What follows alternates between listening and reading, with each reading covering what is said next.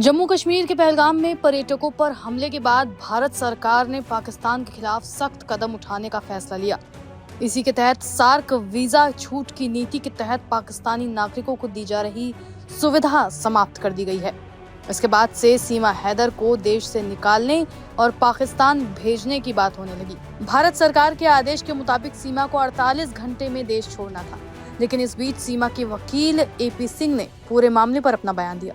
सुनिए उन्होंने क्या कहा। विगत दिवस बहुत ही दुखद आतंकवादी घटना पहलगाम श्रीनगर में पाकिस्तान के द्वारा साजिश और षड्यंत्र के तहत हमारे निर्दोष निहत्थे जो सैलानी टूरिस्ट गए हुए थे, घूमने गए हुए थे, हनीमून मनाने गए हुए थे, कश्मीर की अर्थव्यवस्था को मजबूत करने गए थे और वहां पर दुखद घटना हुई, जिस संबंध में सीमा अपनी बेटी और खुद बीमार होने की वजह से अस्पताल में होने के बावजूद बहुत दुखी हुई, बहुत परेशान हुई, क्योंकि सीमा पाकिस्तान से सनातन धर्म ग्रहण करके नेपाल पहुंची थी। नेपाल में सचिन मीना के साथ विवाह करके भारत आई, भारत में भी शादी हुई और शादी के बाद पिछले माह उसने भारत में एक बेटी को जन्म दिया है।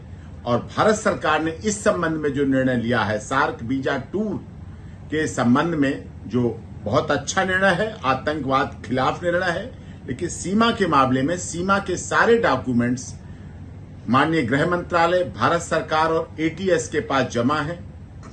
माननीय महामहिम राष्ट्रपति जी का याचिका लंबित है। सारे आदेश जो सीमा माननीय अदालत ने दिए थे जमानत के दौरान, उत्तर प्रदेश की माननीय अदालत के द्वारा जो आदेश सीमा को जमानत के समय दिए गए, उनका पूरी तरह से पालन कर रही है। उसी आदेश के अनुसार अपनी ससुराल में रबुपुरा में रह रही है, कानून में विश्वास रख रही है।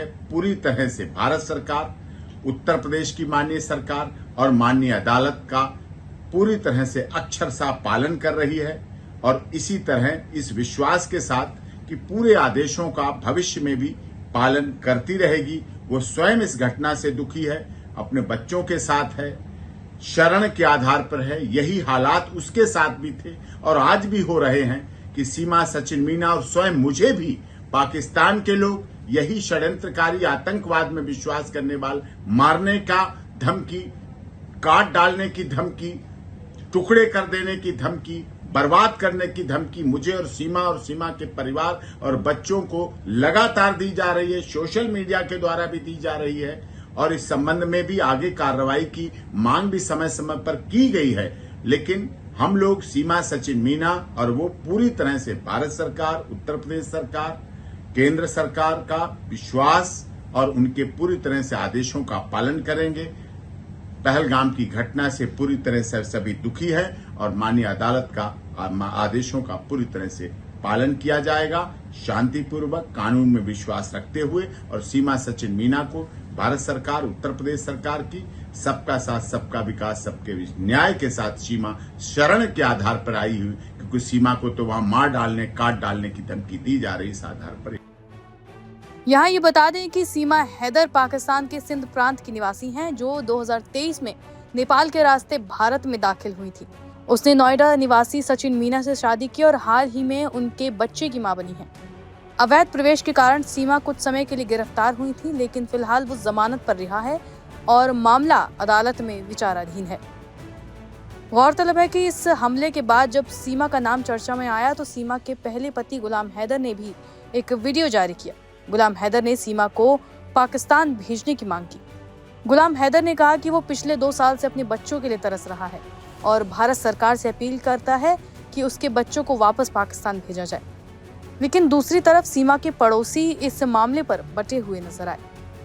दरअसल एक मीडिया वेबसाइट की रिपोर्टर जब इस बारे में पड़ोसियों से बात करने पहुंची तो कुछ ने कहा कि सीमा को पाकिस्तान चले जाना चाहिए और कुछ ने कहा कि उन्हें यहीं रुकना चाहिए। कुछ पड़ोसियों का कहना था कि सीमा हैदर पाकिस्तान की हैं और वहीं लौट जाना चाहिए। दूसरे पड़ोसी का कहना था कि अब वो यहाँ रहती हैं, हमारे लड़के से उसकी शादी हुई है, दोनों का एक बच्चा है, अब उसे यहाँ से नहीं भेजेंगे। वहीं एक अन्य पड़ोसी ने कहा कि ये सब भारत सरकार की राजनीति है, अगर सरकार चाहती है तो सीमा पाकिस्तान लौट जाए। इतना ही नहीं, कुछ पड़ोसी लड़कों ने यह भी कहा कि अब सीमा हमारी भाभी हैं, ऐसे कैसे भेज देंगे। बता दें कि जम्मू कश्मीर के पहलगाम में मंगलवार को आतंकवादियों की गोलीबारी में 26 लोगों की मौत हो गई थी। मृतकों में ज्यादातर पर्यटक थे और ये 2019 में पुलवामा हमले के बाद घाटी का सबसे खतरनाक हमला था। हमले को लेकर देश में काफी गुस्सा देखने को मिल रहा है। इस बीच पाकिस्तान और पीओके का मुद्दा फिर से गर्मा गया है। वहीं इस मामले को लेकर कई जगह आतंकियों के खिलाफ प्रदर्शन भी हुए थे। लोग इन लोगों के खिलाफ सख्त से सख्त कार्रवाई की मांग कर रहे हैं।